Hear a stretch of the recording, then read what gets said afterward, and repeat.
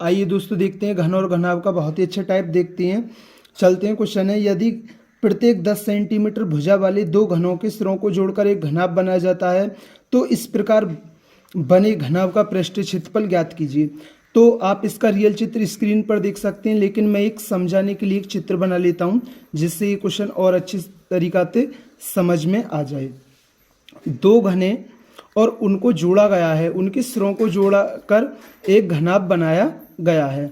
तो हमसे बोला घन की प्रत्येक भुजा 10 सेंटीमीटर, ये एक घन ये है, एक घन ये बना है और एक घन ये बना है, तो 10। हम जानते हैं घन की प्रत्येक भुजा बराबर होती है। तो अब आप देखिए इन दो घनों को जोड़कर एक घनाभ बनाया गया है। अब ये हमारा एक घनाभ बनाया गया है और दो घनों को जोड़कर बनाया गया है। तो आप देख सकते हैं लंबाई कितनी है, ये लंबाई घनाभ की लंबाई कितनी होगी, 10 और 10 20 सेंटीमीटर।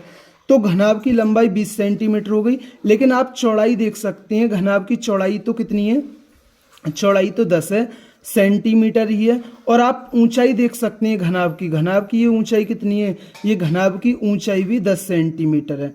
तो आप देख सकते हैं बस बढ़ा क्या, बस घनाभ की लंबाई बढ़ी, क्योंकि दो घनों की को जोड़कर बनाया गया है। तो एक घन ये था और एक घन ये था, तो घनाभ की लंबाई कितनी हो गई 20, घनाभ की चौड़ाई कितनी है 10 और घनाभ की ऊंचाई कितनी है ये 10।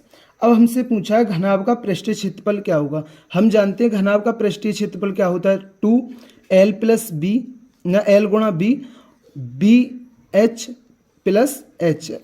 क्या होता है 2lb plus B H plus H L. अब दो l गुणा बी है तो 20 धाम 200। अब ये क्या b और h है तो 10 गुणा 10 100 हो गया हमारा।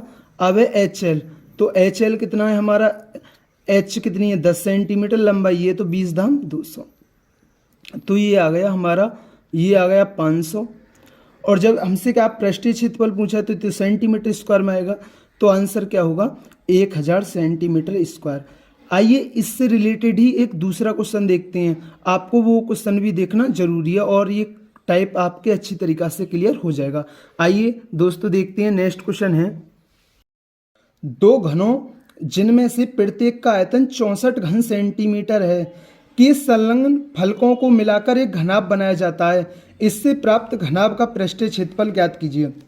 हम जानते हैं घनाभ का आयतन क्या होता है, घनाभ का आयतन होता है a का क्यूब और उसके हिसाब से कितना 64 घन सेंटीमीटर। तो घन की भुजा आ गई 4 सेंटीमीटर, घन की भुजा कितनी आ गई 4 सेंटीमीटर। अब उसने दो घनों का आयतन दिया था, एक घन ये था, जब इसकी भुजा 4 सेंटीमीटर है तो उस घन की भी भुजा 4 सेंटीमीटर होगी। अब उसने बोला है हमसे कि दो घनों जिनमें से प्रत्येक का आयतन कितना है 64 सेंटीमीटर क्यूब है कि संलग्न फलकों को मिलाकर एक घनाभ बनाया जाता है। अब आइए हम इसका एक चित्र बना लेते हैं, ऐसा ही क्वेश्चन है, बस हमें यहाँ आयतन दे दिया है, हमें दो घनों को मिलाकर एक घनाभ बनाना है। अब इसकी भी 4 सेंटीमीटर घन की भुजा है और ये भी 4 सेंटीमीटर होगी, और हम जानते हैं घन की लंबाई चौड़ाई ऊंचाई सब समान होती हैं, तो ये सब 4 होंगी। अब आप देखिए ये एक घनाभ बनाया जाता है, दो घनों को जोड़कर एक ये क्या बनाया जाता है, एक ये घनाभ बनाया जाता है। एक घन तो ये था और एक घन ये था, अब इससे ये जोड़कर एक घनाभ बनाया गया। तो आप देख सकते हैं इस घनाभ की लंबाई कितनी हो गई, 4 + 4 कितनी हो गई 8, क्योंकि घनाभ की लंबाई तो ये है ये और सेंटीमीटर। और आप देख सकते हैं घनाभ की चौड़ाई क्या है, घनाभ की चौड़ाई है 4 सेंटीमीटर और घनाभ की ऊंचाई देख सकते हैं, घनाभ की ऊंचाई कितनी है 4 सेंटीमीटर। अब हमसे पूछा है इस घनाभ का पृष्ठीय क्षेत्रफल, घनाभ का पृष्ठीय क्षेत्रफल क्या होता है 2lb bh और प्लस एच एल। तो 2l गुणा बी है तो 8 चौक 32 किस में होगा सेंटीमीटर स्क्वायर में, प्लस bh 4 चौक 16। अब ये h गुणा l कितना है 4 8 32, तो ये हमारा कितना हो गया, आप इन्हें जोड़ लीजिए, 8 और 2 10 की 0, 4 5 और 3 8, तो ये 80 हो गया। और क्या होगा, सेंटीमीटर स्क्वायर होगा ये।